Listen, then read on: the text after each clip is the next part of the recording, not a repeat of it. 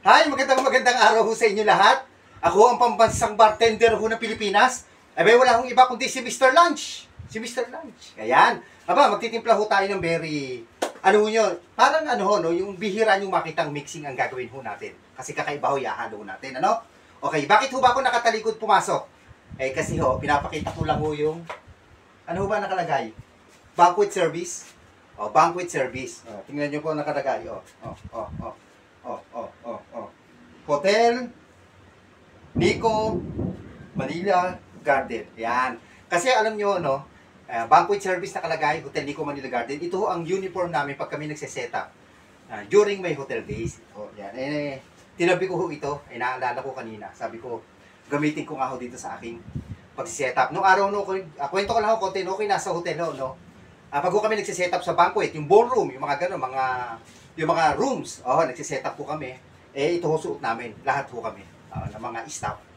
Para ho yung pantalon namin at saka yung damit namin hindi ho marumi kasi nagse-setup pa na ng mesa, mga kubertos, mga tablecloth, lahat kompleto. Okay, ayan, pinakita ko lang, ayan. Okay, ayan. Siyempre, memorable ho sa akin to, hindi ko tinatapon, ang tagal na ho nito. Meron na ho 20 plus years to. Ito hong damit ho na to.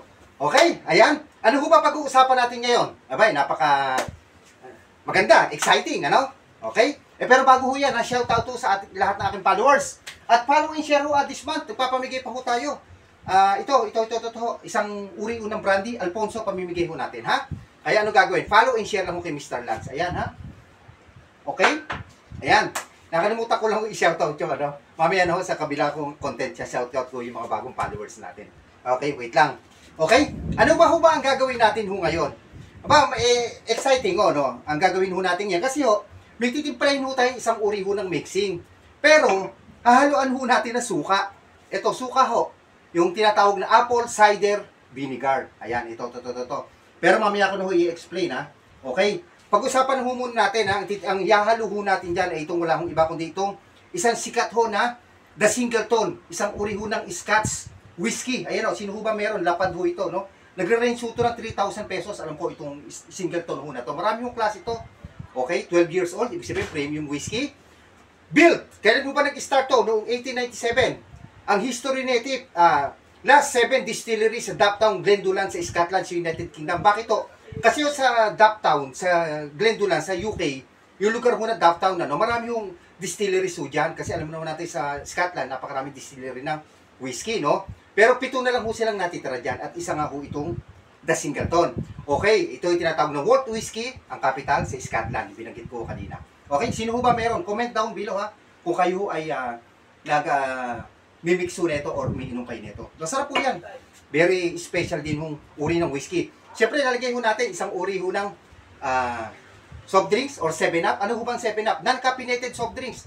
Nag-start to noong June 19, 1929. Actually, almost 100 years na ho ito.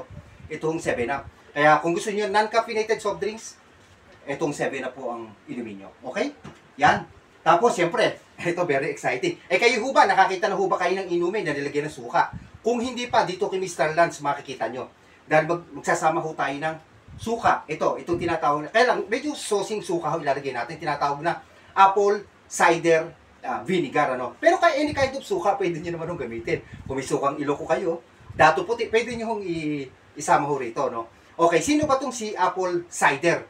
Ano ho ito, Asian, Persia pa ho, nag-start ho ito, no? Itong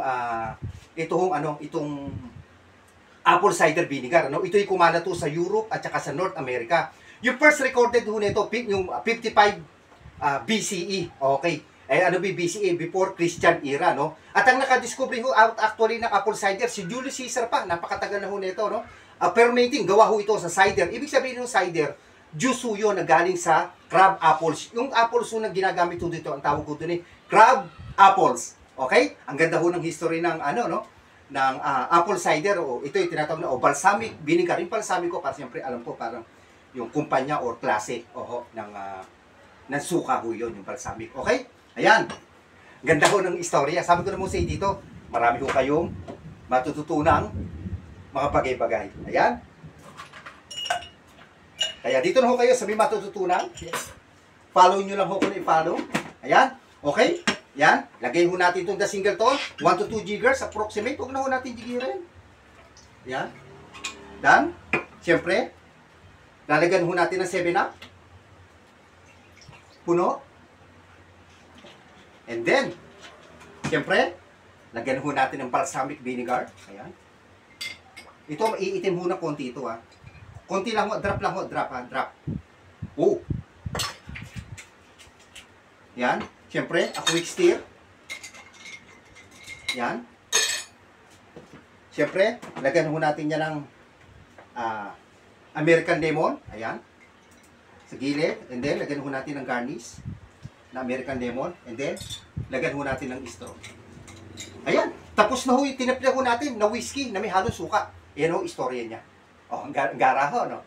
Okay, siyempre, hindi naman ho palalampasin ni Mr. Lance to. Siyempre, dapat natin tikman. Ano ba lasa ng may suka na inumin? Wow! Wala ho. Wala ho siya lasa suka. Actually, manamis na may susiyan. May konting asim. Oh, saan po siya? Panalo ho ito, no? Kasi alam mo natin, ang balsamic o ang apple cider, sorry, ang apple cider ay pwede hong napaka-healthy, ibig ko sabihin. Kaya pwede ho natin ihalo sa mga mixed drink. Ito, sarap po. Manamis-namis yung maasim-asim at saka yung kick ho ng whiskey. Okay? Ayan, sabi ko ho sa inyo dito. Marami ho tayong gagawing mga mixing na kakaiba. Mga hard mixing. Tsaka ho yung mga low mixing kung tawagin. Hindi ko kahirapan. Okay? Ako ang pambansang bartender ho ng Pilipinas. Wala ang iba kundi si Mr. Lance. Drink moderately.